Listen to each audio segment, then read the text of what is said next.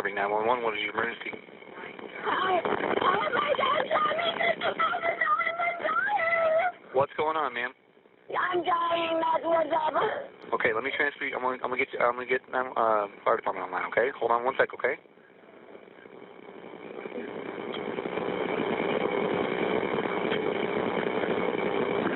What?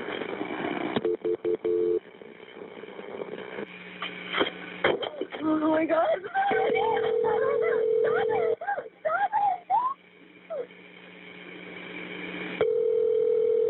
Irving Fire Department. Irving Fire Department. Ma'am, are you still there? Ma'am, are you still there? All I've got is she's telling me she's dying. I've got a, why are you still there, ma'am? Ma'am, what is your address? Ma'am.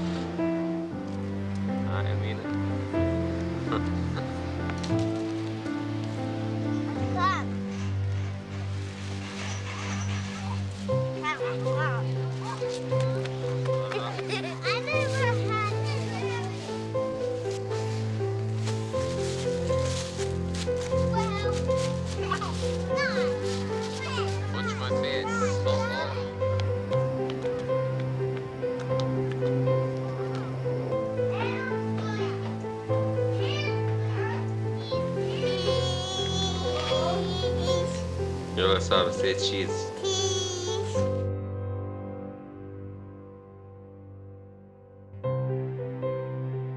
Amina was, she was a very beautiful girl. She was very funny. She liked to talk a lot. Sarah was a tomboy to a T. She always wore jeans and sneakers. Amina was more of a social butterfly. She was very outspoken. She was very tomboyish too, but she also had that pretty cheek side to her, whereas Sarah was more of the tomboy, really reserved. They liked the school, they liked their friends, they made her feel welcome. And then I remember her cell phone going off quite often, and entire karate school would have to do lots and lots of push-ups for Miss Amina. Amina liked pink a lot. That was her signature color. If she could have put the world in pink, she would have done that. They just were happy and just normal American girls, just very happy to be alive and very happy to have their friends. And I don't think I ever saw Sarah without a smile on her face.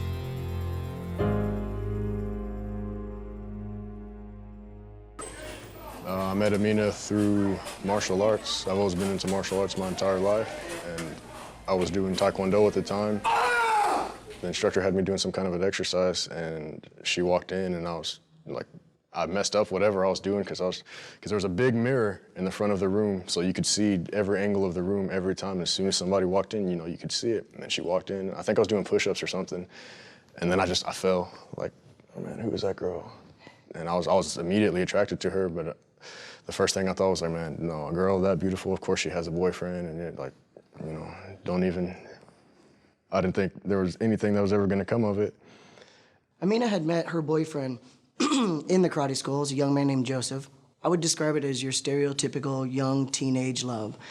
They were together almost every day of the week. Like one time, when class was just beginning, and I was taking my shoes off, you know, getting ready to go work out, basically. And I had my cell phone in my pocket, and I took it out, and I put it inside my shoe in the little cubby hole or whatever, and she saw me do that, and she was like, I didn't know you had a cell phone, and I was like, yeah.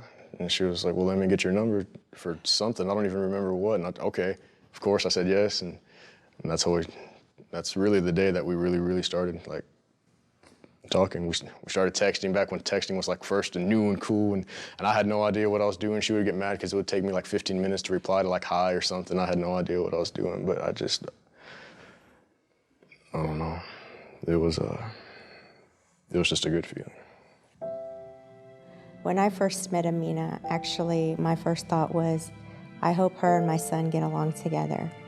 I think they kept it a secret that they were talking or starting to become close, but not too long after that, Joseph shared with me that he and Amina had started a relationship. We were just attracted to each other. I don't mean just physically, I mean on every level we just connected, and it didn't take much time for us to start a relationship, a serious relationship. And went from, hey, I like you to, I love you, in not very long. She told me the fact that I was so passionate about my music is one of the things that initially attracted her to me. She was the kind of person I could have had the worst day at school, maybe arguing with my mom or something, and within a minute of being around her, nothing else mattered. She just had a very strong presence about her. She was just one of a kind. Oh my God, I just realized I'm recording. This is my room. Well, mostly mine. It's partly Sarah's. And those are mine and Sarah's computers. And our bed.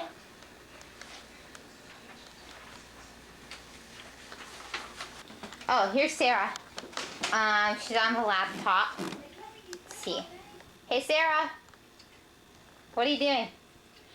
I'm looking for something. Sarah was a real sweet girl. She wasn't with me for as long.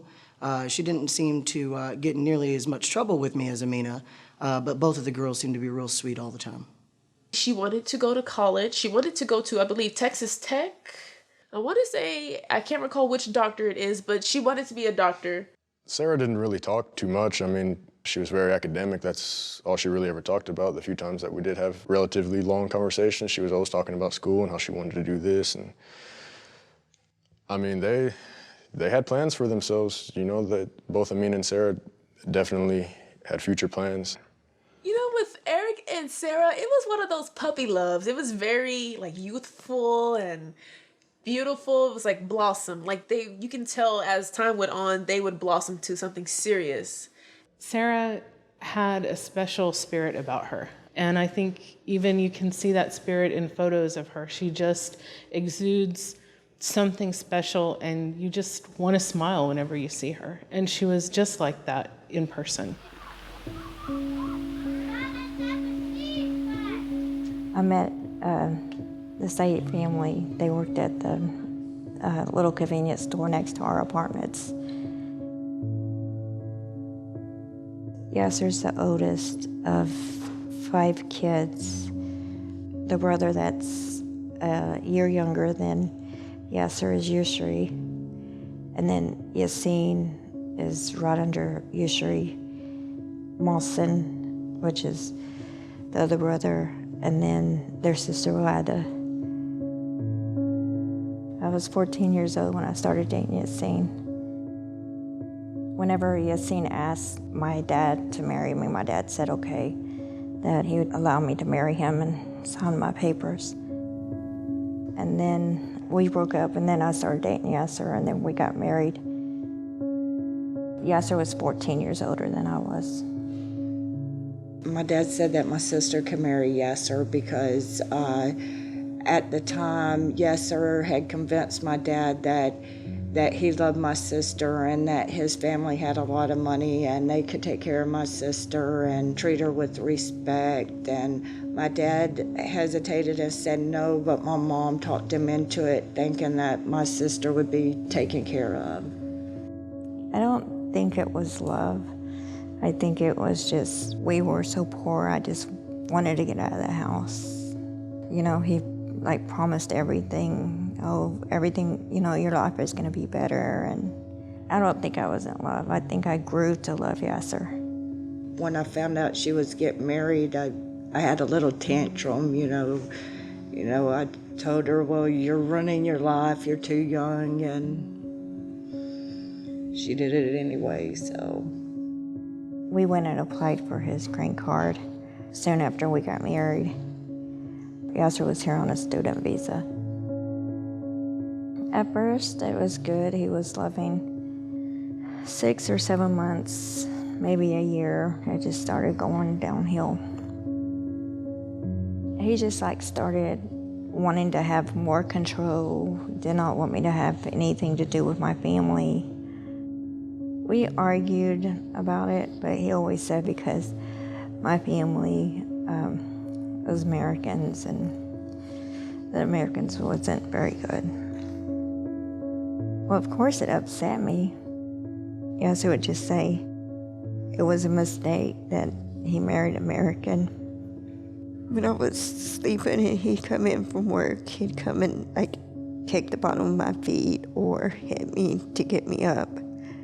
He would take stuff from the dresser drawers and go pour it all out in the middle of the floor and then make me sit there and clean it all up. He cut me on my leg because I wasn't having intercourse with him. Islam was born first. I had him at 16. And then I had Amina at 17. And then I had Sarah at 18. She got pregnant right away, probably within a month. So within 10 months of their marriage, she had Islam. After I had Islam, he started driving a taxi for a little bit. And then he did not work for a while, but mainly he would drive a taxi. Yasser was not faithful. He had 6 affairs that I know of. He has a daughter by another girl before we married that's about a year older than Islam is. Yasser came to the United States in '83, and before that, he had got mad at one of his co-workers, and he had waited out in Yasser's car, and when the guy came out, Yasser ran over him, and then Yasser ran over the guy 3 different times, and the guy ended up dying. And Yasser's dad paid a lot of money to get Yasser out of that. Okay, that's Amina. Let me see the supervisor here. Let me see. Customer. They moved me up to supervisor today. Oh, that's great. How long you been working there? 2.5 weeks. That's only, and you make you supervisor? Yep. Wow.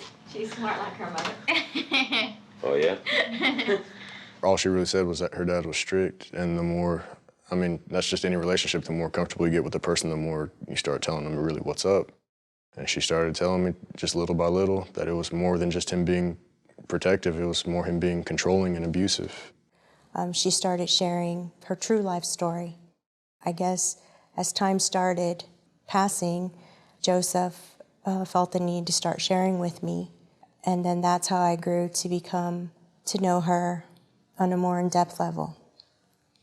I didn't really understand fully at the time until the relationship progressed, and as it progressed, she would tell me more and more just horror stories about him, basically.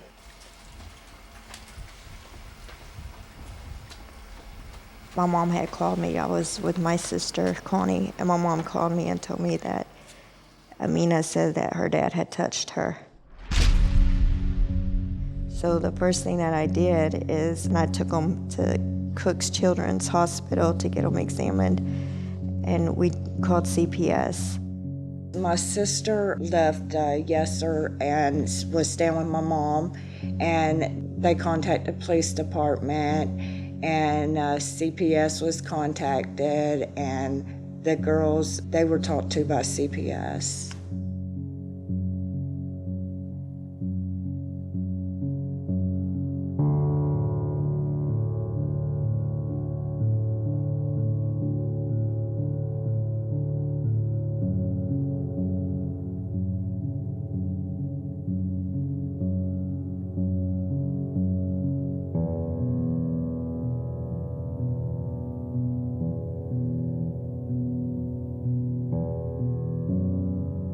both of the girls was claiming they were being abused. Both of them went to the hospital, both of them got examined, and there was no evidence.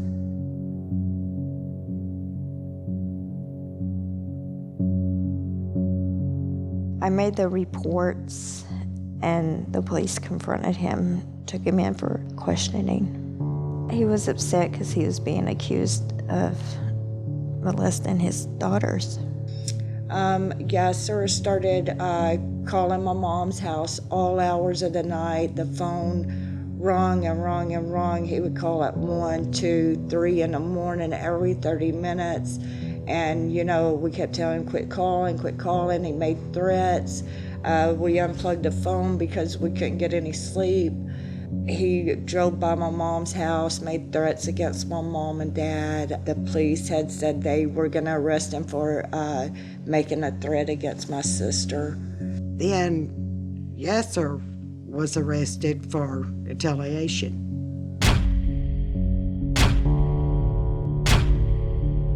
Yasser didn't go to jail for that. Yasser went to jail for tickets.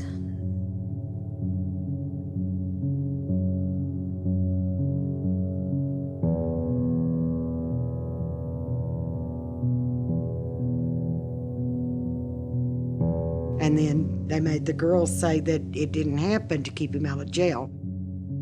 The girls said that they were told to say that. My mom's sister Gail told them to say that, and then my mom had told them say that their dad had touched them. The girls had told the authorities down there that the reason they wanted to drop the charges was that that they had lied. They claimed they had lied, and that they just wanted to go live with their grandmother, and they didn't want to live in Covington anymore. The decision to drop these charges caused a break in the family between Tizzy and the grandmother, Tizzy's mom. Amina wrote Connie a letter and said that they were made to lie and say that it never happened to keep their father out of jail. So I think they both made the girls say it didn't happen. Amina had wrote me a letter saying that, Mom wants us to say that, my dad didn't sexually abuse us until social services, that it never happened. And in the letter she said, but I don't want to go back. Please don't, please don't make us go back. When my sister took the girls and left, I had the letter. I hid it in the closet in my bedroom. Now, me and my sister lived in the same house with my kids and her kids. And so when I hid the letter in the closet, I thought it would be safe there. I mean, I never figured she would go in my room and search my room, but I think my sister, Amina, told my sister she wrote that letter, and I believe my sister found the letter and took it because I couldn't find it anywhere. I never recalled hearing about a letter that Connie had. Connie took the letter and contacted CPS and everything and told them. And once that CPS wanted to talk to Patricia, and once that Connie had told her that, then while Connie was at work, supposedly Patricia went in, found the letter, and took off with the kids again and went back to Yasser. Honestly, I don't think Yasser would abuse his daughters. When my sister Patricia went back to Yasser, they took the kids and went to Maryland for about 3 or 4 months until everything quieted down in Texas. And then they took the kids and went to Egypt and stayed there a few months, and then they came back to Texas. I was scared of Yasser, and I was scared that he would go and harm my mom and my dad. She mentioned, when they were younger, about the sexual abuse and how Patricia made them recant that, took them back to the household where the abuser was, which was their father, Yasser. Don't even think about it. Sarah sleep with her pants. Good, that's for record, عشان people see how you sleep with your clothes. Man! Nice legs. I got this. Take this blanket from this one in the back. No! Go. Get away! Take. No! Get out! Get the other one. Get out! We just need Sarah's picture. Very nice. Mom, you live there! Oh. Get out! I'm erasing this tape. No, you can't. Yes, I will. Are you drunk? This is illegal. Do I videotape you when you're sleeping? Hey, get Sarah.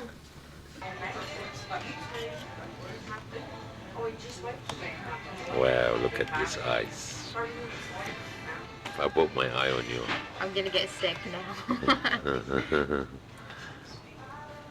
Okay, turn it off, Dad. My mom would take my younger sister to Patricia's house and drop her off where she could help with Islam and to babysit. And it got to, after a couple weeks of her going over there, she would cry, "No, I don't want to stay. Please don't make me stay." And they just thought she's been, that she's been lazy and didn't want to help. But that wasn't the real reason. It's because Yasser. Little Billy was real upset, and I guess she had went to the bathroom, was in the bathroom, and Connie went in and talked to her, and she told her that Yasser messed with her. Connie went to her mother with it, but they were too afraid to just, tell Donnie, Patricia's father. Nobody called the police. My mom was scared. They just thought they could handle it inside the family and not let my sister go over there anymore. My mom didn't realize he was going to do it to, his own kids. I kind of heard bits and pieces of it, but I never heard the whole thing. She was told about the abuse. My younger sister was crying because of the abuse, and she says she asked him about it, and he said he didn't do it. Of course, he's going to say that. They never said why they didn't tell me back then.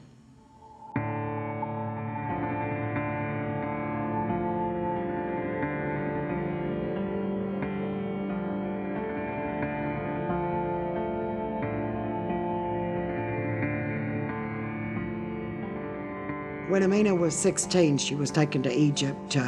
He was going to marry her off to a 40-something-year-old man, and Amina refused.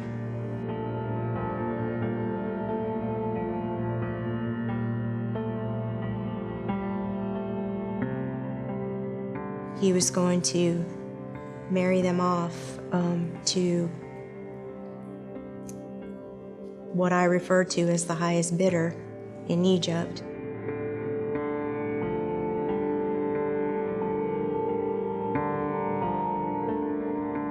Her father was introducing her to these men that were way beyond her years, that he was going to set up a marriage for the girls, but Amina was the oldest, so she was going to be the first. He never said that he's going to marry him off to Egyptian men. When Tissy lived in the same apartment as I did back when the girls were little, it was right after Sarah was born, and I was over there, and she was telling me that, the girls would have to grow up, they couldn't marry Americans, and I said, well, why is that? And she said it was just their thing. They have to marry, Muslims they couldn't marry. I said, if it was me, I'm going to marry whoever I want to, whether Muslim or American. If I wanted to marry, I'm going to marry who I want to. And she said, no, it won't work that way. They can't. The girls can't. They can't do that.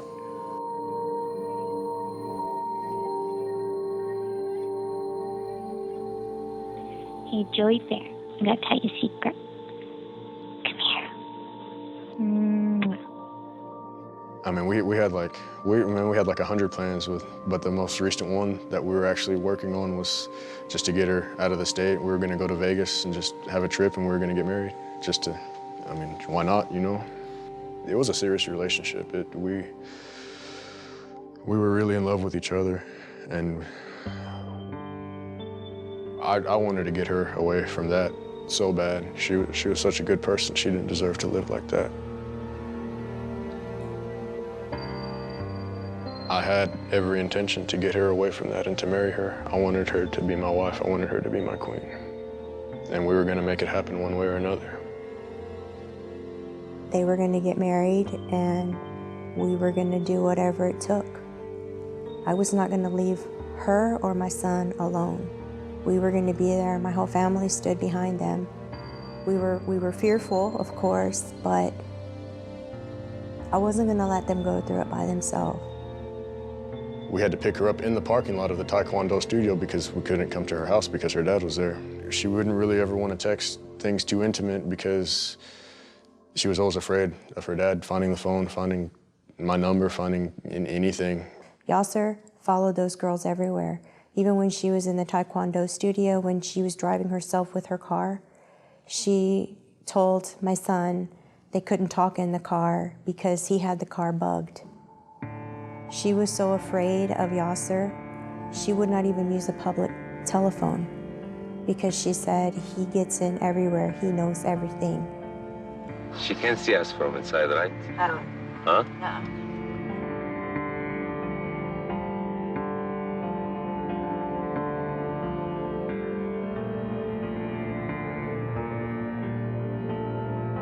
She smiled to the customers.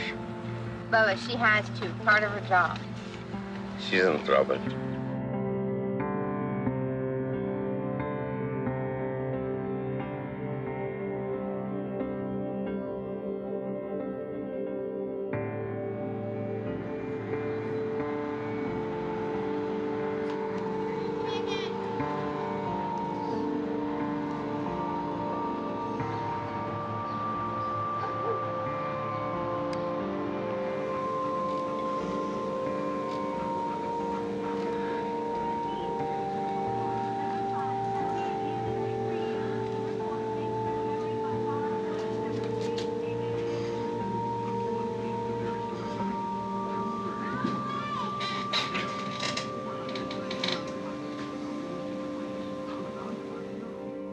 When Yasser found out about Joseph, I believe she had written him a letter or something to that effect. And if I'm not mistaken, it had our home address because sometimes they would use the internet and then sometimes they would just, she would like writing letters to him.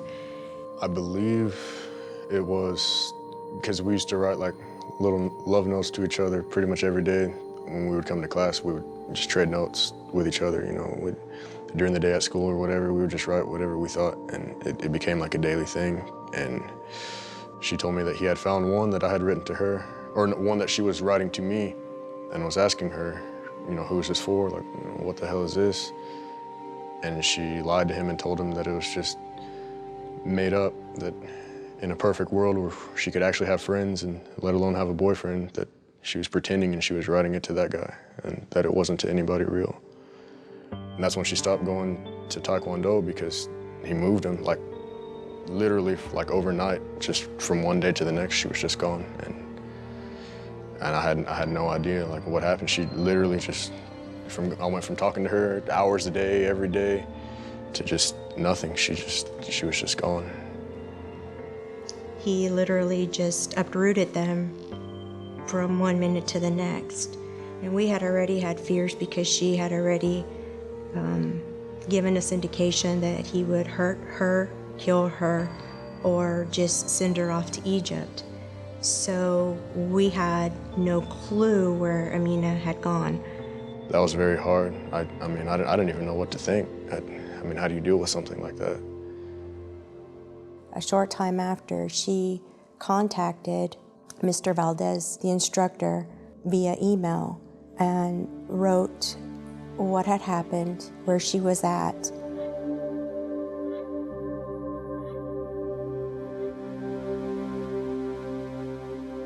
And she had a message that she wanted to be given to my son, Joseph, so that he knew that she was okay.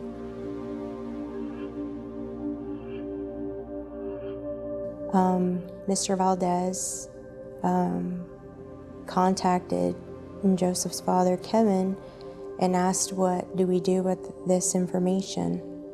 And so that's how the letter came to me. I was thrilled, first of all, to know that she was safe and she was alive and she was still in the United States. I didn't tell Joseph that Amina about the letter or that she had contacted us. I quickly emailed her back, and that's how Amina and I started becoming even closer.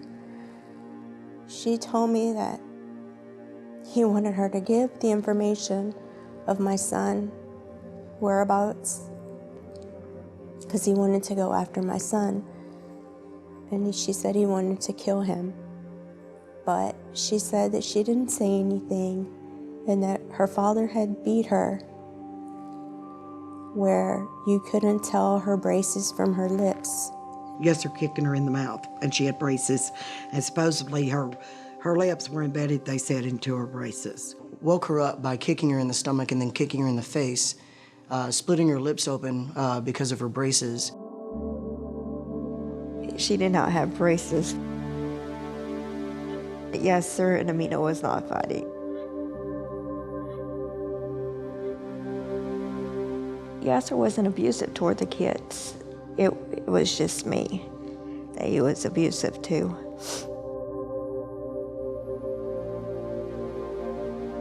He was a good dad. He loved his kids.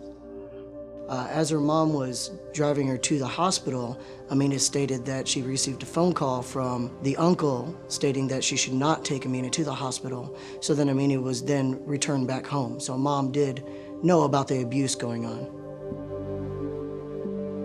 Her last trip to Egypt, she was so afraid to go. She knew that he wasn't going to let her come back. We were trying to figure out a way to maybe make her sick or something to prevent her from going. She was so scared. Amina gave me all her information, Social Security. She wanted for me to find out information that if her father took her passport, how she could return.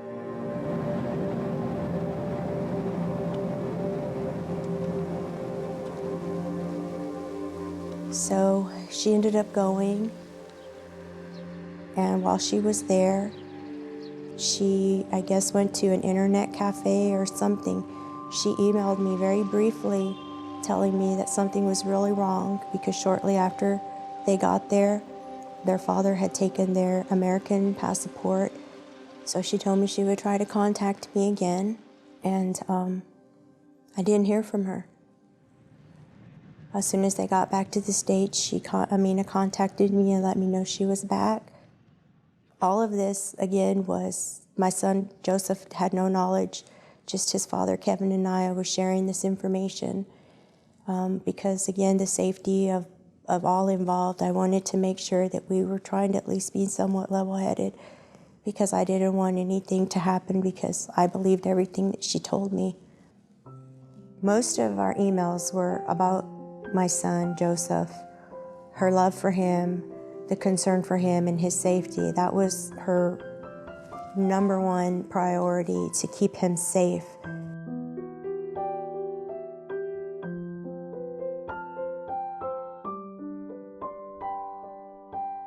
I give him her information because she really wanted to email him and talk to him and see him again. And then we started talking again, and we realized everything that we felt was still there. And just because things had gotten a little crazy, that there was no reason to give up on it because we both felt like what we had was very real and it was very, very much worth fighting for. And to her, it was worth dying for.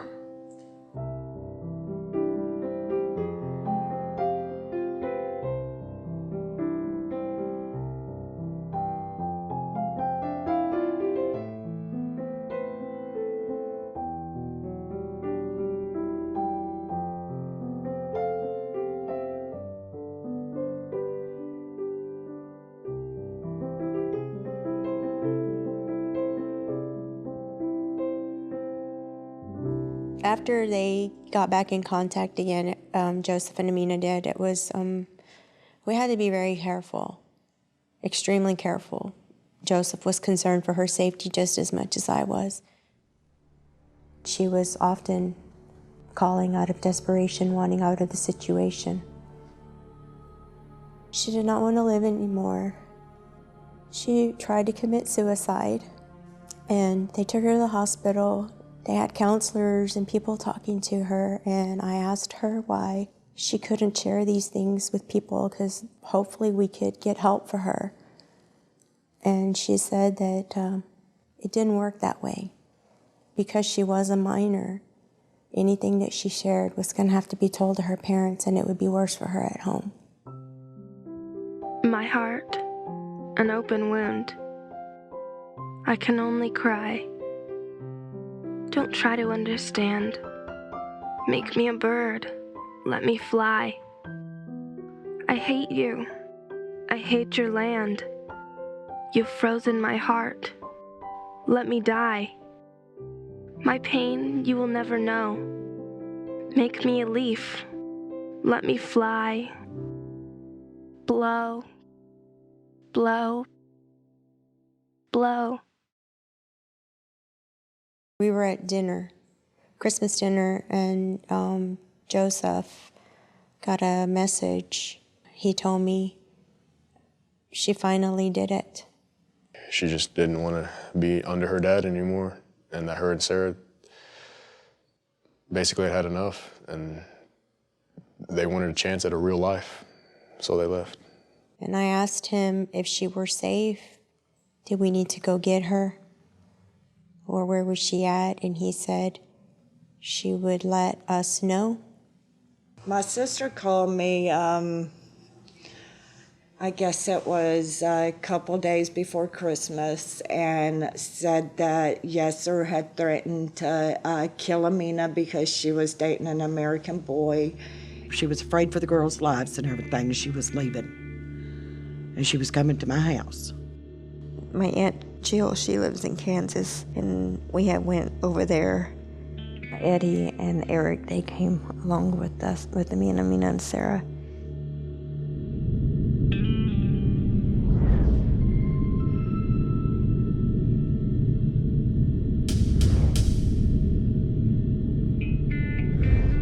So when I opened the door and they come in, the first thing Tissy said was the girls were going to run away with their boyfriends, but she could not let that happen. So Amina, she spoke up and she told me, she says, yes. She says, my mom said that she always wanted to leave my dad, so we let her come with us. And the girls were talking about how he beat the girls, and especially Amina, how he would beat her and stuff like that. I said, but Tricia, what if you decide to go back to Yesser because you've gone back to him so many times?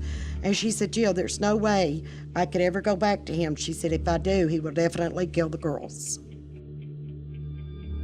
Yesser and Islam both filled out a police report, a missing person report on Patricia, Sarah, and Amina. And the Louisville police wanted to talk to Patricia, make sure they were all okay, everything was fine. And Patricia said that she would call them in the next day or two. And I asked her several times, are you sure you don't want to call and let them know that you're okay? And she said, no, I'll call them tomorrow or the next day. She wouldn't call them from my house.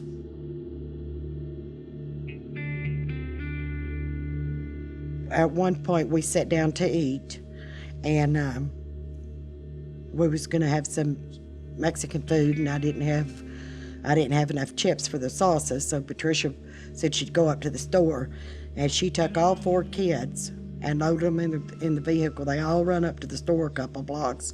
She wouldn't let any of them stay there once she was going to the store. They all left the house and went to get the bag of chips. And then whenever they come back to the house and they come in, that as soon as they walked in, Patricia informed me they'd be going to Tulsa. We were at Jill's maybe 3 hours. And it just wasn't the place to be.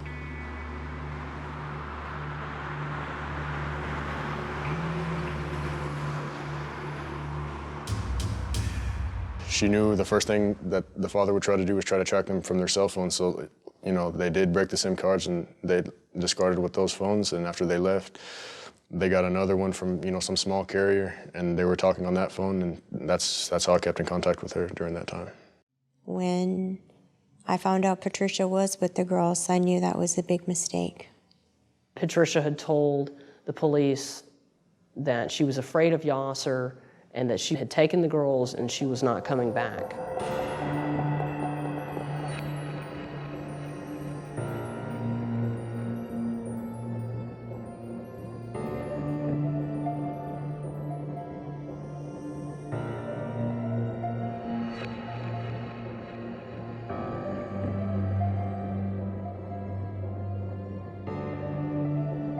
Connie called me and told me she had talked to Patricia and that they had the apartment, that Tessie was starting to work on Monday. I talked to my nephew, Islam first, and Islam was upset. He wanted his mom and his sisters to come home, and he missed them, and I told him I didn't know where they were, and Yasser got on the phone and he said that he really missed Tessie and the girls, and he wants them to come home. And so when I hung up the phone with Yasser, I called my sister and told her that, you know, he was trying to say that he wanted them to come home, and I told her it's a trick, just don't go back, just stay away. And she said she wasn't going back at that time.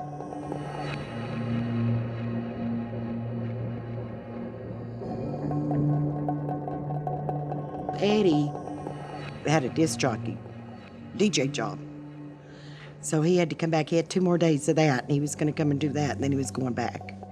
We would call and check our messages where you can call the number and put your PIN in, and we'd hear the messages. Yassine kept calling the mobile phones and leaving voicemails, and then sending emails to Amina, and the voicemails to my phone and Amina's phone saying that just to go back home, it was our house, not to leave. We were exchanging text messages, you know, like we always had, and she was just telling me that she was very worried because her mom was having second thoughts and she wanted to go back home to the father. She told me she wanted to come back because she felt guilty for abandoning her husband, I guess. Even though the situation completely made sense. Why? I mean, any normal person, any remotely responsible parent could have understood that, but somehow this person, if you want to call her that, felt that turning on her own children was the correct thing to do. I have emails saying the type of mother Patricia was not.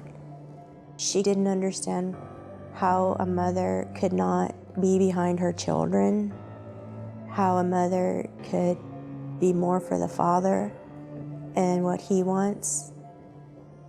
We called Yassine because of all the messages and emails he was leaving. Yassine was being nice and said that if we didn't want Yasser there, then they would make him leave. And then after talking to him, then that's when we called Yasser after talking to Yassine. Actually, it was Sarah that was talking to Yasser first. And then I spoke to Yasser, and then Amina spoke to Yasser, and that was it. And we agreed on going back to Texas.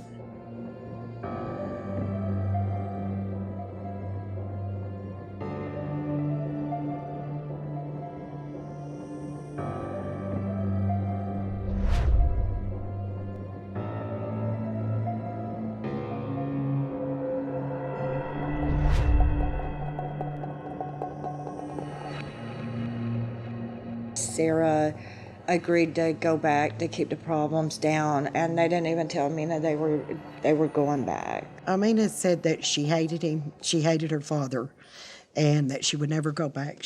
Both girls, they said that they would never go back to Texas. I believe that there is no way that Amina would have came back to Texas thinking she was going back home. Amina said that my sister Patricia and had told her that she was going to come back and stay at my house and put flowers on my mom's grave for her birthday, and they were going to stay for New Year's, and that's why they were coming back to Texas. When in fact, I never knew they were coming back to Texas. They get back, and I guess somewhere along the way, Tizzy admits that she's going back to Yasser. And once she got them down there, then she informed them she was going back to their father. And that's when Amina got so upset. Amina says, I'm not going home. I'm not going back there. And so she goes to Eddie's house, and that's where she stays. I had already told her that she could go to stay the night at Rosemary's house, which was her friend's, and have the cookout with her friend's family. And so Sarah and I went back home. Amina spent the night there because she refused to go home. Sarah went with Patricia in her car. Patricia went back to Yasser. Amina refused to, and she took the truck and she went back to Eddie's.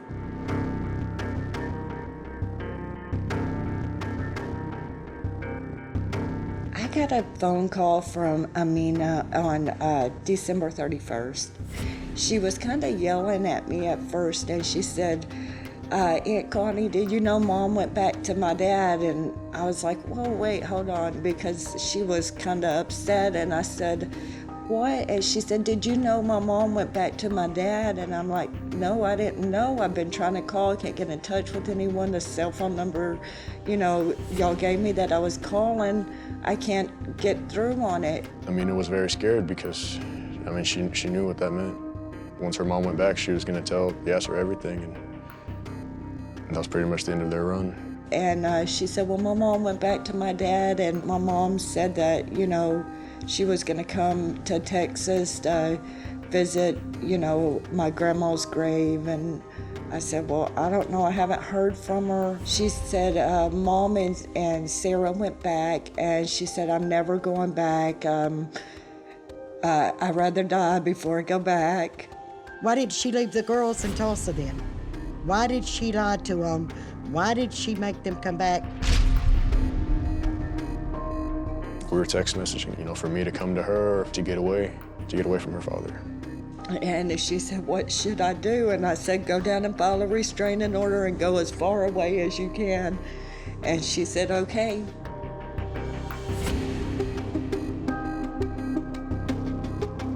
Tizzy begins to beg Amina to come home. She begins calling and begging. Starting at 8-something in the morning, there's a text message from Sarah for Amina to call her mother.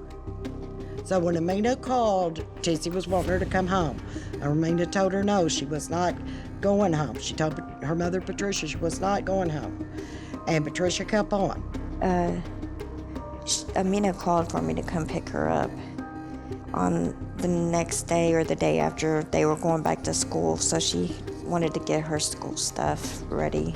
All day, there was nothing but phone calls. Patricia kept making phone calls to Amina, and Amina kept telling her no, because her dad was going to kill her, and she didn't want to go home. She would rather die first. And I remember just telling her no, that was a horrible idea, just to stay gone. If you can't trust your mom and you know what your dad is like, what? And she told me that she had to do what she had to do. And she loved me. Patricia just kept on and on until finally, when Patricia saw she wasn't getting through to Amina, she went over there. That's when Patricia told her to hurry up, that they were running out of time. And she finally convinces Amina to come back to the house. So I went and picked her up from her friend's house, and we went home. Yasser said that he wanted to take them out to dinner and talk with them.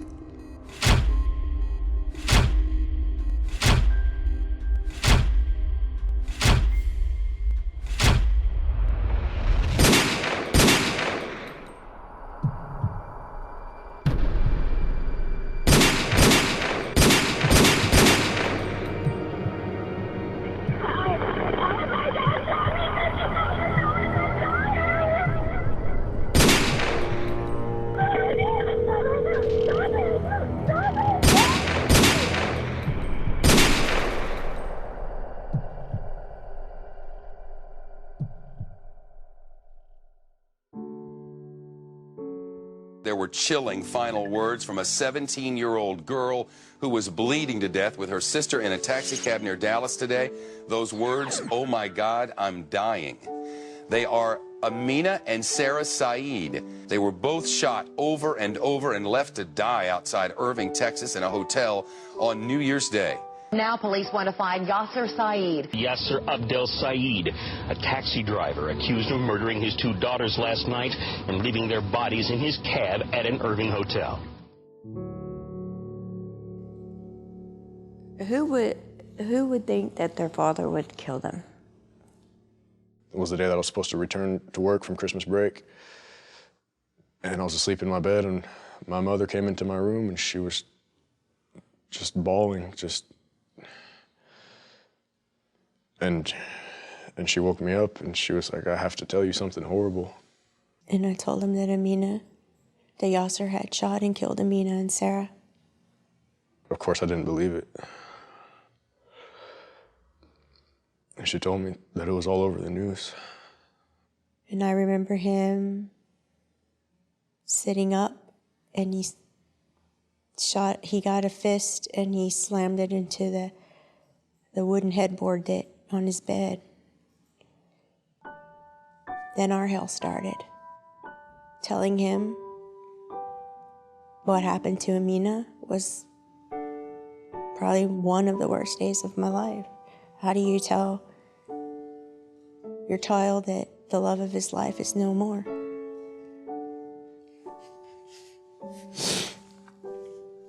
It was hard, to say the least. I mean, I've known people that died before, but when it's the person that means more than anything in the world to you, I mean, how do you deal with that? I literally went on to the government remote control, turned on the TV, Channel 5 was on, and their pictures pulled up, and I was just like bawling, crying, because I couldn't believe it. Like, it was just so surreal. I was shocked that Tissy would let Yasser be able to get the girls. It was a devastating time for all of us, and we're going back in time and remembering it's very difficult. They ended up having to take me to the hospital, where they take people that are severely depressed or trying to treat them for grief or for whatever. I mean, they had me locked in this room, you know, with all these like other crazy people basically, and they were pumping me full of all these medicines and, you know, all this stuff, just trying to get me to calm down, to come back to reality, because I wasn't hearing anything from anybody. The only person that could speak to me was my mother. I mean, I lost my grip on reality for more than a little while. It was just a rough time. I don't even know the words to explain. I remember my son telling me about the promise that Amina made him make. And that was the day that her father would murder her. That he would promise that he would never hurt himself. For years, it was a daily battle. The fact that I could get out of bed and go brush my teeth was an accomplishment in itself. Well, now for the first time, the FBI says this may have been an honor killing, something the family believed all along.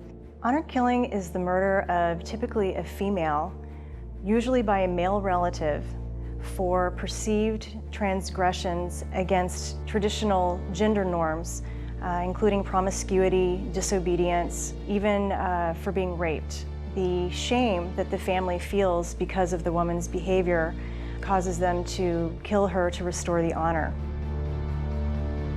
Honor killings occur in the traditional societies of the Middle East, the Indian subcontinent, North Africa, and immigrant communities worldwide, including in Europe and the USA. In much of the Muslim countries, tribal law is really what's in effect. And actually, the messenger, peace be upon him, is narrated to have said, leave it, it is rotten, in referring to tribal law, in referring to tribal allegiance. The killer not only has the support of the family, the killer is supported by the family and the community They have to do this in order for the family to restore their honor and their standing in the community. Very often the family would be shunned and not be able to even make a living and hold their head up and make eye contact with anyone in the community. They do it for the sake of the relatives, the community, the people around him, so they don't feel ashamed and people are not talking about him. And he did an honor thing. And people would just praise him, actually. Statistics of honor violence are notoriously unreliable because so many of them are not reported or investigated. The UN believes there's about 5,000 per year worldwide. Women's advocacy groups estimate that it's probably closer to 20,000 a year. There are 800 million women and girls living in the honor killing zone. And I believe that's how many women and girls live under oppressive patriarchal cultures where many of their choices are not their own and they could be injured or killed by their families if they fail to toe the line. Police recorded this phone call with Noor's mother shortly after her husband ran over their daughter and her boyfriend's mother. At one point during the call, Noor's mother defended her husband's actions. Your daughter is about close to dying. Close to die? Yes, she's in critical condition. Tell her thank you, Amal. Thank you. That's what she needs. She needs to protect this family. That's what she needs. You're a sick individual. The mothers of the honor killing victims are as vulnerable as their daughters are. They very often aid and abet the honor murderer in order to save their own lives. There is no such thing in the Quran, there is no such thing in the Hadith that is called honor killing. Islam does not condone that. Actually, this is nothing but murder. Islam never gives a person the right to execute or the punishment by their own selves. I could never justify how or why. Like, is he religious? He wasn't. Because sometimes religion will play a big role in it. But he wasn't. You find in most of these so-called honor killing, the mother and the father are not really religious. They really don't even know what God is, have not prayed, anything like that. But they're Muslims. Yasser wasn't a particularly religious man. He didn't go to the mosque every week. He didn't strike anybody as particularly devout. But he did not want his daughters dating Western American people. He felt they were too westernized. And so clearly, I think he felt that they were culturally becoming too American. So that's what the dad wanted. The dad wanted maybe his kids to be a copy of him. Before Islam, before the Quran, before the Hadith, before this person even worries about what God wants, what kicks in is tradition, is the society, acceptance. How is he going to show his face in front of people, etc. And that's what drives these people to do what they do. Sometimes culture overrides religion in a lot of ways.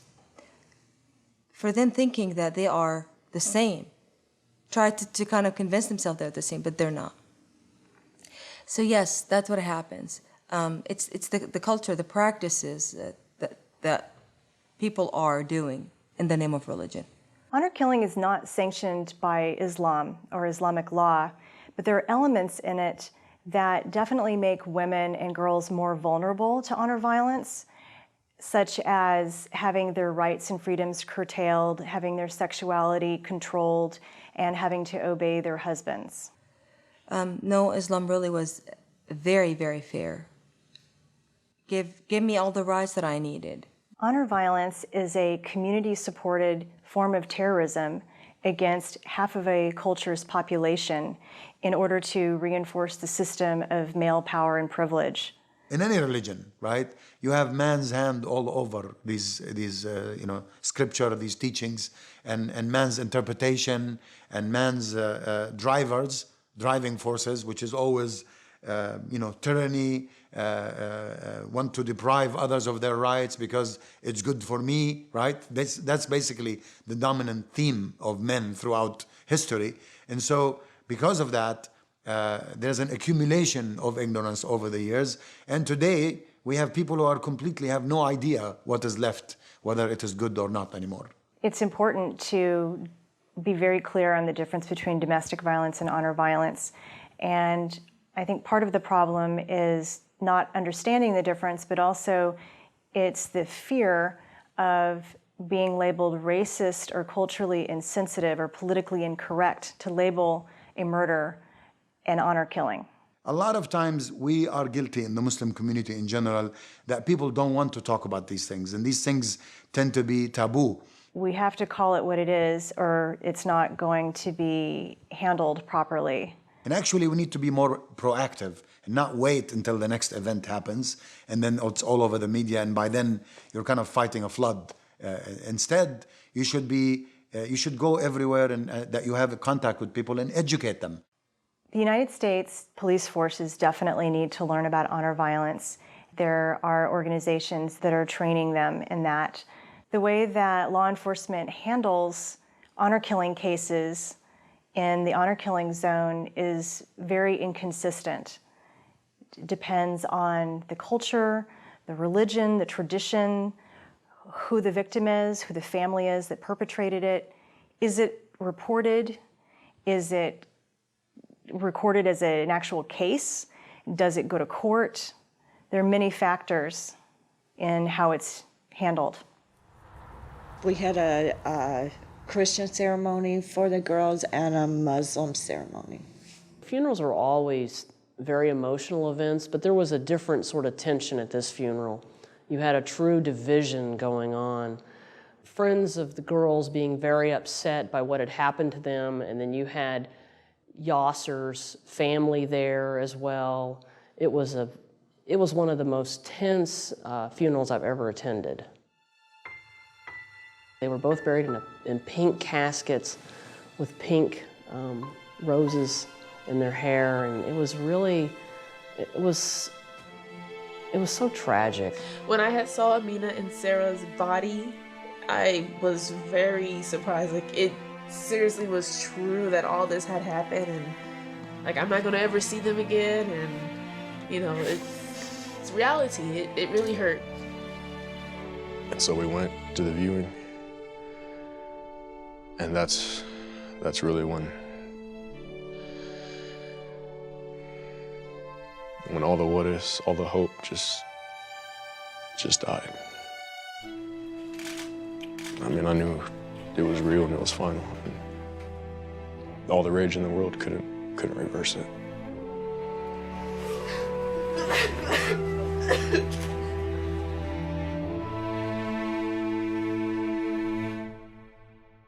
I was sitting as close as I could in front of Amina, which was the second row from the casket. And her brother, I didn't even realize at the time, he was sitting right directly in front of me.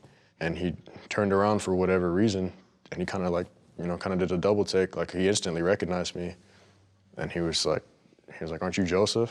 And of course, I recognized him, and I already knew it was gonna be a big deal, and I told him yes. And he stood up and he was like, "You get the fuck out of here right now. You don't belong here. You did this." Those are his exact words to me. There was definitely some kind of confrontation between Islam and another individual. He was yelling and he was screaming at this person to leave. It wasn't like he escorted him. He just said, "It'd be best if you left at this time." We were about to fight. And then next thing you know, there's like 4 dudes around me and they all have their hands on me and say, "Hey, they asked you to leave, you gotta go, you gotta go." And then they had me there against the wall and they were asking me all these dumbass questions, like, "Do you know where he is? And did you have any involvement in this?" And just stupid shit.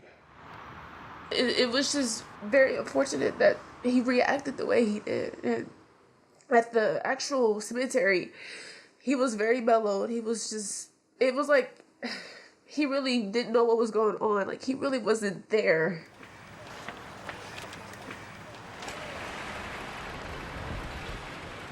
The girls is buried in a Muslim cemetery. That was my choice. The Muslim cemetery was very dark and all the grass was dead. There wasn't any flowers. It was awful. I begged my sister not to leave them there.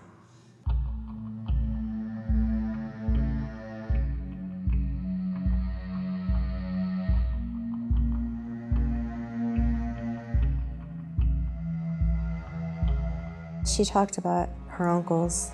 She said they were just as evil as he was, and that should anything ever happen to Yasser, that one, if not all of them, would intervene and take over his place. I do think the Saids know exactly where Yasser is. I think that that the Said, one of the Said brothers, helped Yasser get away from the crime scene.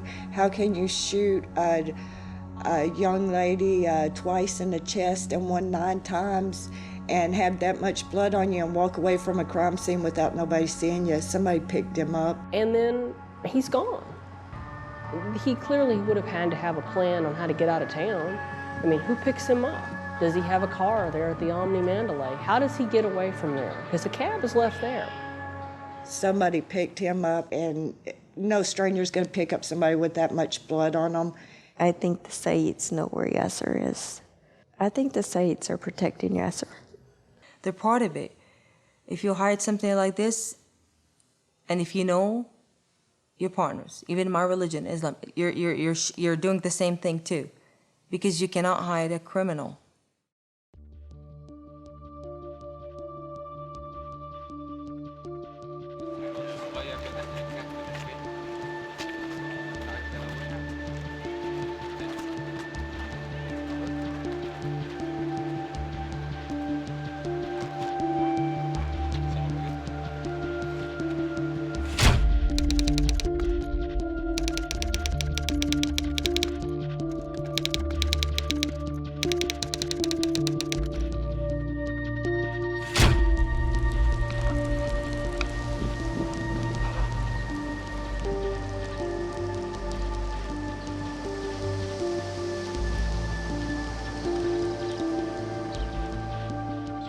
Usually said that I was lucky that Amina and Sarah's bodies was found for me to bury, because if it was his daughters, that nobody would have found their bodies.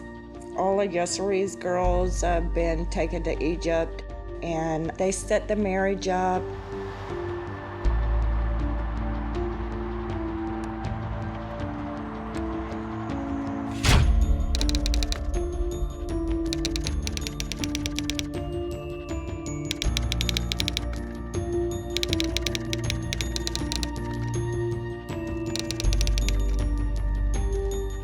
The day after the funeral, Tessie moves in with Mohsen, Yasser's brother. I thought that it would be easier for Islam to be around somebody that he knew. So we moved in with Mohsen and Mary and their kids. It was okay at first, and then they started making comments. And he said that Yasser didn't want to raise whores for daughters. She had herself convinced that it was Yasser that pulled the trigger and shot her kids, and that Mohsen didn't have anything to do with it. However, he made a call to his brother Mohsen and talked to him right after he shot the girls. Mohsen's wife said that Yasser called and she told him that Mohsen was in the shower. Yasser told Mary to tell Mohsen to meet him at Denny's, their old place. Mary says he did not go out to meet Yasser, but she would lie for Mohsen. I believe Mohsen was in on it. I believe that Mohsen helped him.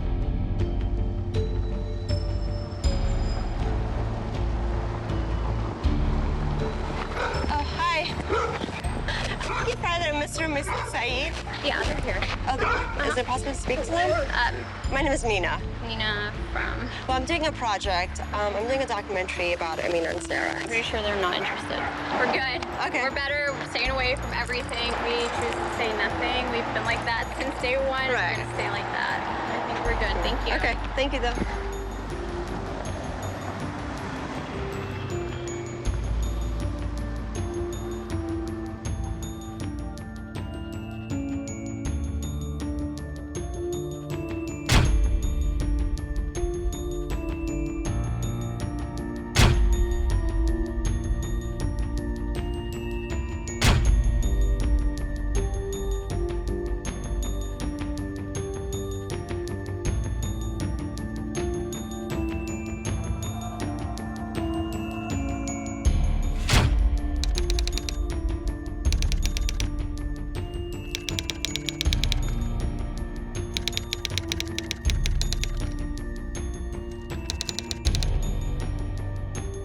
Yasser is closer to Yasin than he is to any of his brothers. Anything that ever happened, like our arguments or anything, he always would call Yasin and tell Yasin what was going on.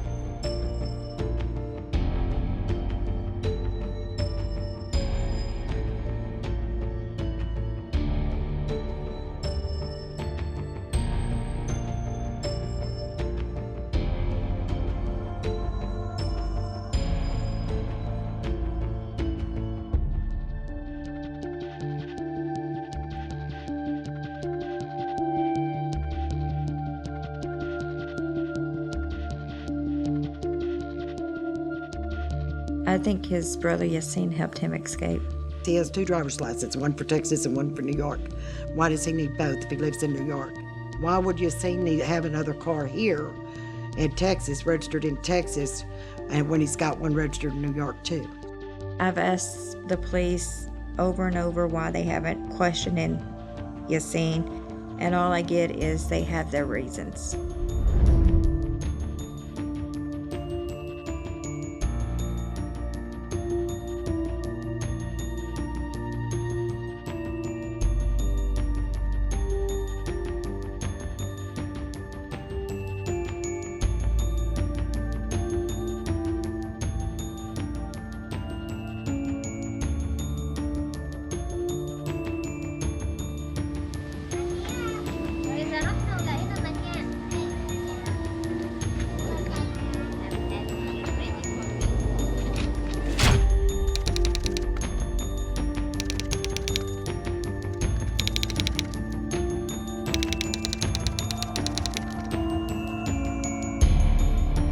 Glad that his sister is wanted by law enforcement too because she kidnapped her kids and moved back to Egypt.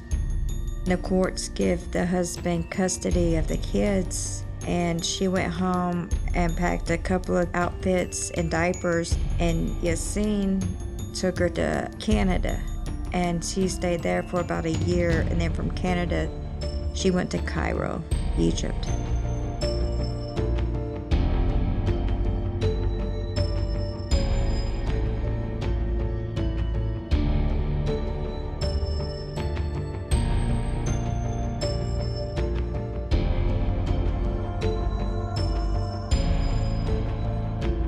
I seen Iman and Yusuf in Egypt.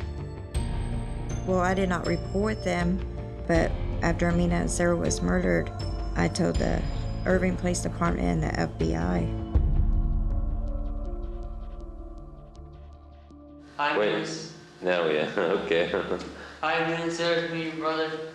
I got a TV. I just want to show y'all. It's real nice.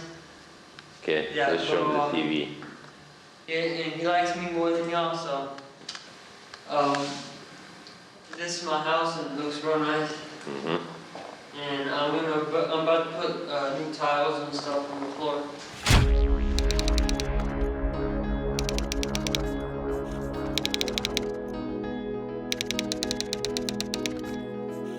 Islam was more of a mama's boy, and the girls was more of a daddy girls. The relationship Islam had with his sisters was very close. All 3 of them, Amina, Sarah, and Islam, they were very close, and you could tell that they spent a lot of time together. And they were very overprotective. They were very caring, very passionate about their brother. They just want to check on him all the time. They want to see how he's doing, and they want to help him, and they just check on him. They were so sweet. Islam was always like a little brat. He was just always so different from the girls. The girls minded, they behaved, they would sit there, they had manners. Islam, more or less, they let him do what he wanted to do. Yasser treated Islam a lot different from what I've been told. The boys in the Muslim family are very respected. He did come off a little bit socially awkward and didn't know social cues for certain things. There was some times where in a situation it just wouldn't be okay, and either, he would throw a fit or he would get really angry. There was just something there. He wasn't all there. My sense of it was that Islam felt that the girls had some role in what happened to them. I mean, that was just kind of the sense I got from him, that he felt like they had driven their father to what had happened. You know, he couldn't believe his dad would do that, and he was very confused, and he blamed it on the two boys. I talked to Islam a couple of times early on. Islam was always very adamant that, at one point he was adamant that his father should turn himself in. At another point, he said he was probably dead. Dad, just turn yourself in, and if you do, I'll get you a lawyer to help you out. Maybe they won't put you on death row, but you can sit in prison and think about what you've done. At the vigil is when Islam got upset and he grabbed a mic from either one of the newspaper people or TV people, and he started, hollering in the mic. I remember Islam just randomly just said something crazy, like, my father didn't kill them. He just blurted out things that were just like, that made you think twice, like, what's going on? Like, what is going on with this family? Like, what's going on? Islam made that comment that the girls deserved what they got.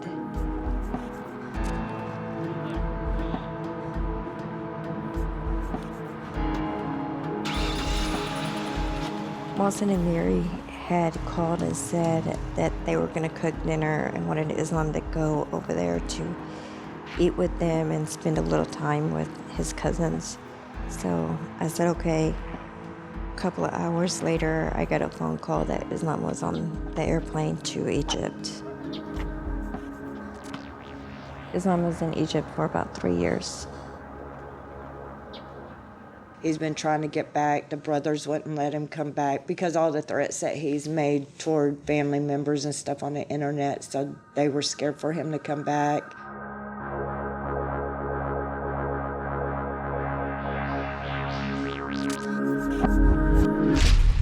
There was something on the internet that Gail had put out there, and Islam got upset, so he called and he was shouting on the answering machine. But Islam never went so far as to, on that call, to threaten her. Saved message, February 8th, 9:48 a.m. How you doing? This is Hassan Saeed. First of all, let me say something. When you went on the news, my sisters did not know you at all. And my sisters would not even talk to you. You piece of trash. You're a fucking liar. You fucking bitch. If you talk about my sisters one more time, I'm gonna sue you. I'm gonna take you off the court. I'm gonna own everything you have. You understand me, you fucking faggot? I will come over there and I'll make sure you don't own nothing. I'll take your cars, I'll take your house, I'll take every fucking thing you own. You understand me, you motherfucker? If you dare even say one more thing about my fucking sisters again, I will make sure you know. To repeat this message, press 1. I think Islam was a year old in that picture. I don't feel right when people do that. I mean, I feel very offended when they put this in their kid's hand. So that's not common for a parent to do it here, or that's not common for a parent to even take a picture with it. I don't know where was the wife, because if it was me and I'm Arabic and I'm not American, I know how Americans feel about it, I would not take it. I would not accept it. You're teaching your child violence right there. You're feeding him violence. I didn't even know about that picture until after the girls died. Tessie, What? what are you doing? I'm playing a game. This is my gun. My dad got me for my birthday. No, I didn't give it to you. That's He's given my it to gun. me. He's given it to me. He's just Stop saying, lying. This is my gun, my dad's gun, and I'm gonna show you how to unload it. Push this button, and there's a magazine, and here's bullets to it. So, Okay. and when you're ready to fire, when you're ready to put it in there, you load it and you push this back. But I don't want to do that because I'm not ready to fire it. So. I've tried to call Mawson a couple of times to get in touch with Islam, but just it was short, and where's Islam? And basically, that was it. Islam said he doesn't want to have anything to do with me, that I was the reason that his dad killed Amina and Sarah because I had left Yasser. I think he knows where his dad is. I don't know if Islam's with Yasser or not. I haven't seen him since 2008, Islam, and I haven't seen Yasser since 2008 after he shot the girls. He knows something. He really knows something that we don't know. And is the truth going to come out? I don't think so, but it's just a matter of time. I honestly feel that it's just going to be so long after just, maybe 10, 20 years from now that eventually someone's going to say something about what really happened. I'm not sure why the police didn't question Islam or Patricia, or why they didn't ask Eric and Eddie other questions. Patricia's involvement, Islam's involvement, what transpired, why did they come back? I don't, it's sad to know that. The police department really never questioned them on what happened during the time that the 4 days and, the day, the week before. Police department really didn't seem interested in interviewing anybody, but they talked to the boys for several hours down into another room. I believe that the police department could have done a lot more on talking to the Saeeds to try to find out where he's at. I'm not happy with the investigation from the Irving Police Department. I think law enforcement should get more involved to trace and find out where Yasser is. I think if they got more involved in the Saeeds, that they would lead the law enforcement to Yasser. I don't think the Irving Police Department cares. I don't think they're trying to solve this case. Sarah had called 911, and she was letting the operator know that she had been shot and that she was dying. And the operator put her on hold several times, which I don't believe that's protocol in a priority 1 call.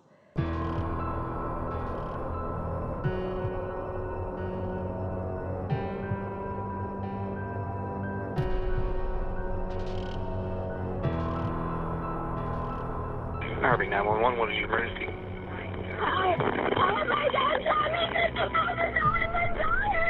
What's going on, ma'am?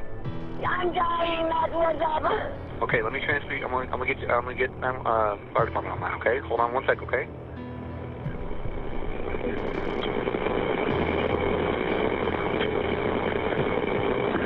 What?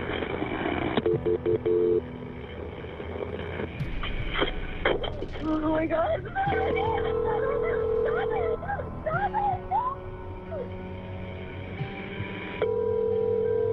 Irving Fire Department.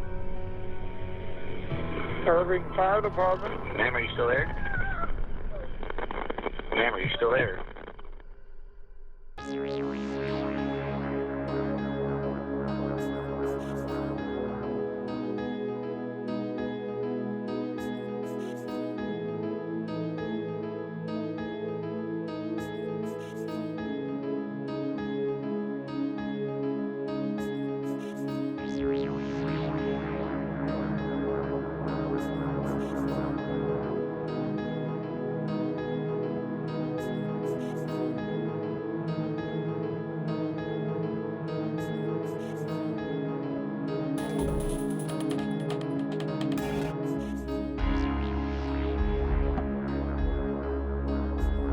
Well, I think the police was looking for him, and I think that supposedly they were getting different pings from different areas, and he was in the cab until he parked that cab, and they couldn't get the correct area right where they was. That's why I think the police department had a hard time.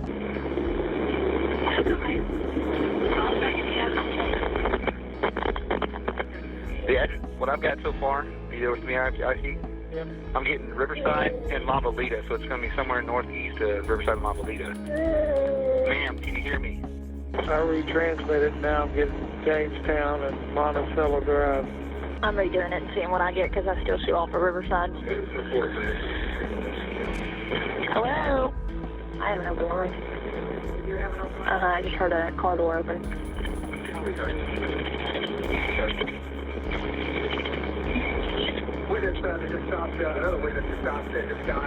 Hello? 183, West Fort Worth, no. Somebody check on it. Calling me. They had tracked the phone to Tissie's house. The police had went and picked up Patricia and was taking her to the Irving Police Department. At that time, the police hadn't found the girls. Nobody knew anything else. When the police come to the house and said what happened, I said, they're in a taxi. Call Yellow Cab and get the GPS. And it took them an hour for somebody else to call the Omni Hotel to give the location of Amina and Sarah's bodies. Irving 911, it's Rach. What's your emergency? My name is. We have a cab in our cab stand. It doesn't appear that there's a driver, but there are two people inside the cab, one in the passenger seat and one in the rear of the vehicle. One of the people in the passenger seat looks like she's hunched over and she has blood coming from her ear. She does not look like she is breathing. It doesn't look like they're alive to me. I understand that. We've got our officers in now. Hey, Do you see an I officer need there? you to step away. I'm sorry? Yeah, there's an officer here. Okay, thank you. Thank you.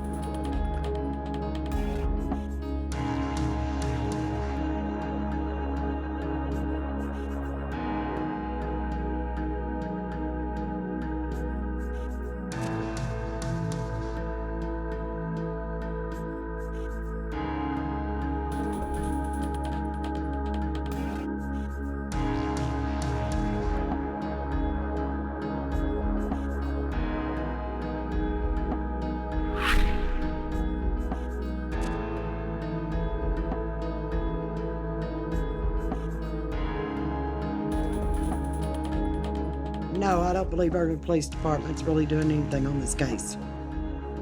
I think this is one case that they're letting go cold and they don't want to.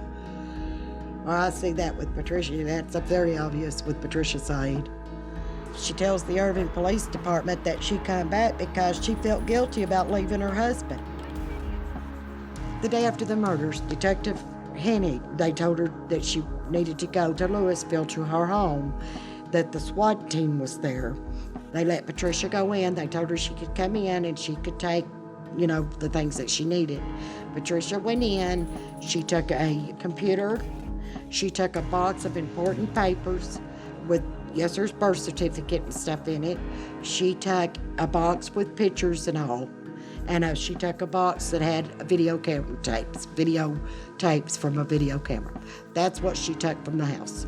I would like to hope and think that the police department or investigation or detectives or FBI or whoever's researching this is trying to rectify those mistakes or errors or whatever you want to call them. My sisters and the other Aunt Gail had put out flyers and stuff and were standing on the street corner passing them out. And Tessie was real upset about it. She didn't want that happening. She didn't want Yesser's picture out there. She went as far as even going to the Irving Police Department and asking the Irving Police Department to make them stop. And the police department told Patricia that they had the right to do that. She didn't want Yesser's picture out there. She wanted to go on with her life. They had already said, Patricia and Islam had already said to leave things alone. They wanted to go on with their life. Detective Hennig, he told me that he knew that Patricia lies and he knows that she's got something to hide, but and that's when he didn't say anymore. And then we saw the mom on Fox News, I believe, when she was interviewed, basically saying that she wanted to, find the dad and they were going to hunt him down and find them. And then later on, seeing the mom on another interview saying how sweet and caring and kind the father was and how he could never do such a horrific thing. There are photographs of Yasser Saeed holding a knife to your throat. He told me when he did that if I ever loved him or I disobeyed him, this is what I have to look forward to. At that time, he wasn't really being aggressive or anything. It was just like, it was mainly for fun, with him doing the picture with the knife. There are other pictures of you dressed up and holding guns. It was like a rifle. He forced me to put that stuff on. Oh, we were like just joking around, taking pictures. Like, we wasn't like, he wasn't serious or anything on that. When we left, we took our SIMS cards out of our cell phones and we broke them in half and threw them in the trash.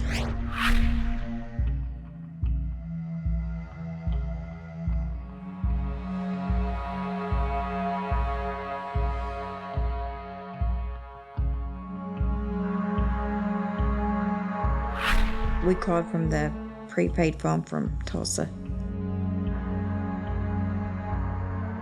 I did not call Yasser. I had talked to Yassine one time. That's when we called Yasser after talking to Yassine. Alhamdulillah, I am Muslim. I'm a Christian.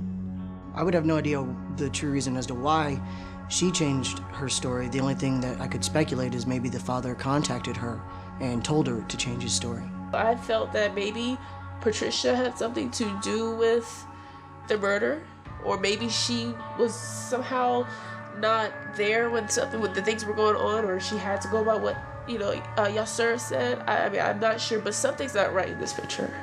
Patricia set them up, the girls, Amina and Sarah. So I guess that's the way she honored them, by having them murdered.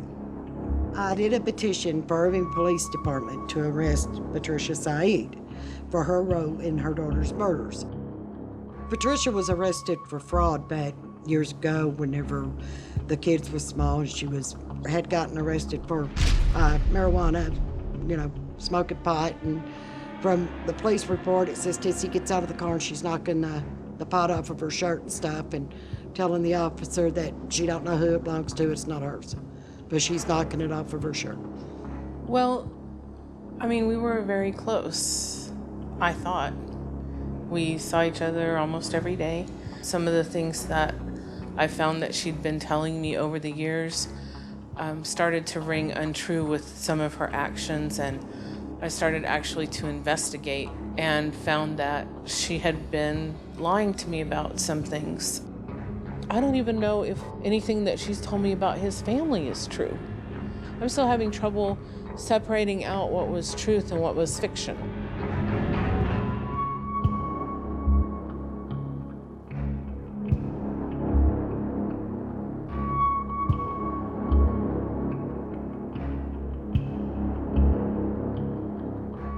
I don't recall who they were. It might be from where we were selling the puppies. We had put an ad in the newspaper and online to sell the puppies. So those calls could be from that, from selling the dogs, the puppies.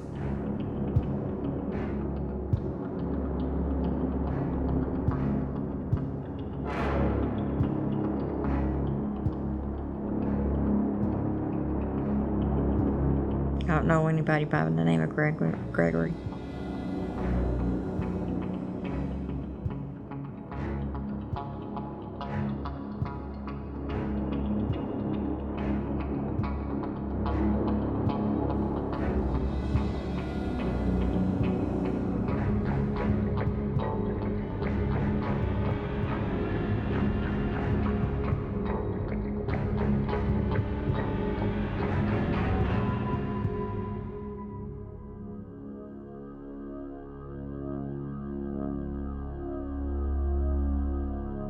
I haven't taken a polygraph.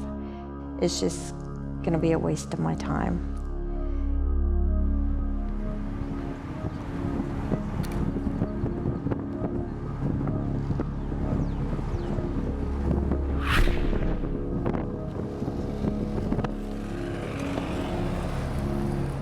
without being suspicious. This is the closest that you can get.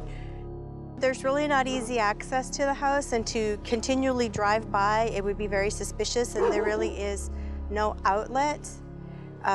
There's just a way in and a way out.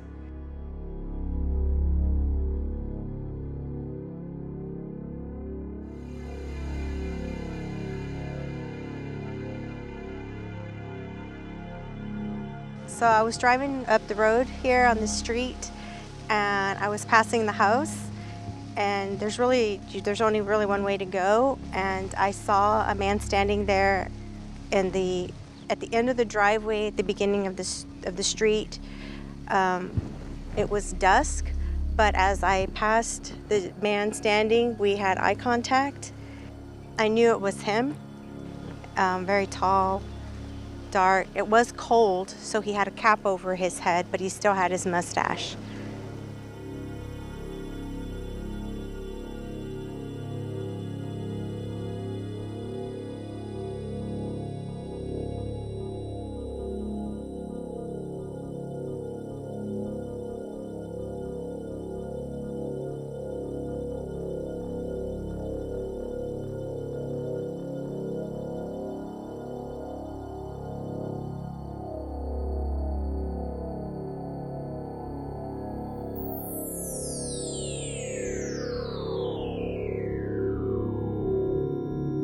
I don't think he ever left the States. I believe he's been here the whole time. I believe he's in Texas. I believe that his family's helping hide him. I don't know where at though, but I do think he's in Texas. One thing Amina always said is that he loved the States too much, he would never leave. And that because she always knew this was going to happen to her, she said that he had friends in the underground and that they would help hide him, or he knew people, or maybe it's his family helping him. Maybe that's who she meant. She was very evasive when it came to telling too much about that situation. She just wanted to have happiness. She wanted to have love, and she wanted to be loved. And in the household that she was, she never experienced that. But I'm grateful for the time that we had with her, because she knew what family was, she knew what unconditional love was, and she knew what true love was, because she got that from my son and her relationship. And she was willing to sacrifice everything for that love, and ultimately did. Again, her number one priority was to keep Joseph safe and out of harm's way from her father. She did everything possible to do that, and she implemented a plan to completely erase Joseph from their perspective. We had a set plan and had somebody else pretend to be taking my spot just so no heat would come back on me. So when she came to be with us, Joseph would not be the first person that they would go looking at. So the last 6 months of her life, that's what she did. She started erasing him. But they were still very much involved, and they were going to be married. She already had a ring and everything, that they were planning on getting married. He'd already asked her. With the friends that they left with, everybody presumed that that was her boyfriend. When the news started showing the coverage and they're pushing this guy Eddie, it frustrated me because I felt like I was the only one that knew what was really, what really happened, the truth. He knew and he was aware of it, and that was the plan from the beginning. To me, that validated her sacrifice because she kept my son safe.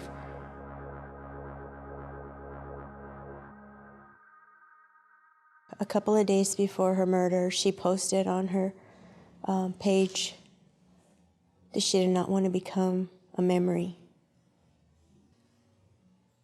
She'll never be a memory. She'll always be a part of our lives.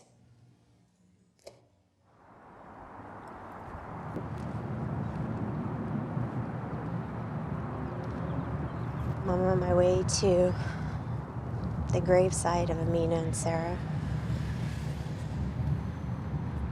I've never been there before.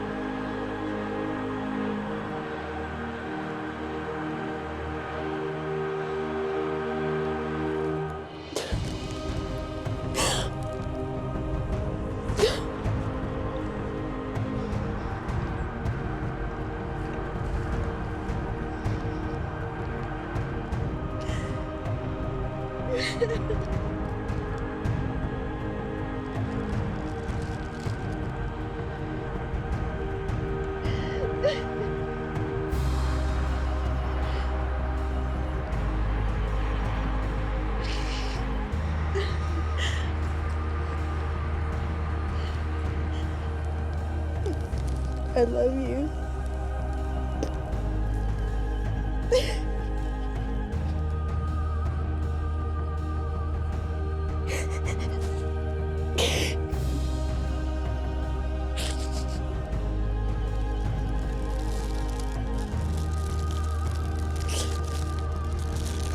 Brought you some pink flowers.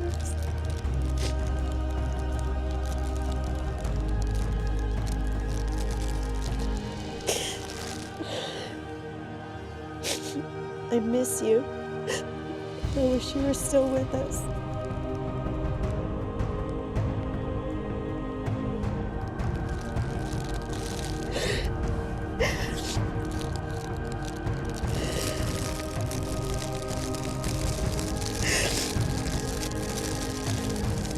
You're never gonna be a memory. You're always gonna be alive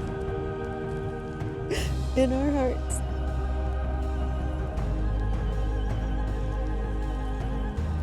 And those people can't hurt you anymore. I don't even know what this place is.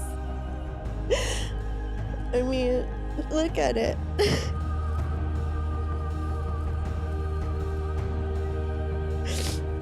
This is a joke, right? This is like Yasser and Patricia having the last laugh. I mean, look at this place. At least they're together. They were always together, and that's all they had, Sarah and Amina. We know the truth, and the truth is coming out. That's what you wanted. And you kept him safe. You did what you said you were. And now it's our turn to do whatever we can for you, to have your story told. It's very heartbreaking.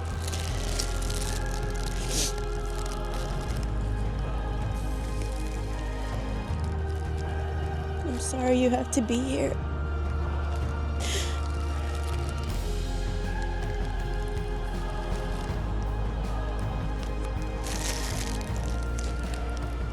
Sarah.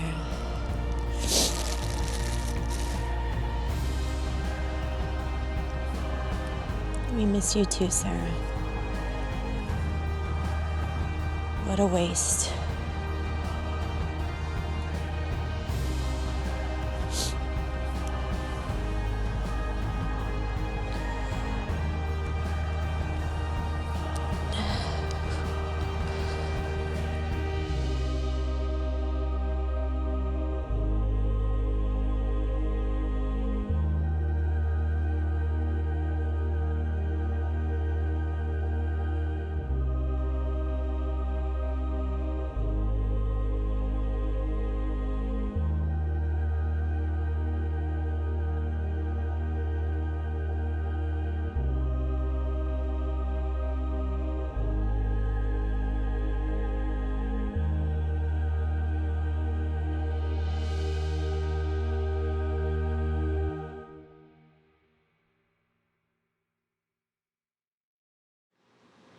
I don't know how. Actually, I do know how to pull it back. I've done it. No, before. don't do that.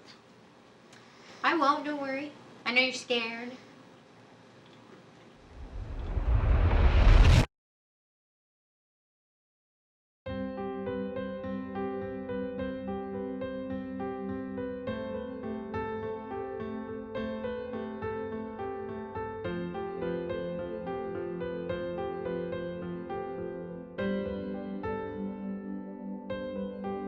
Well, just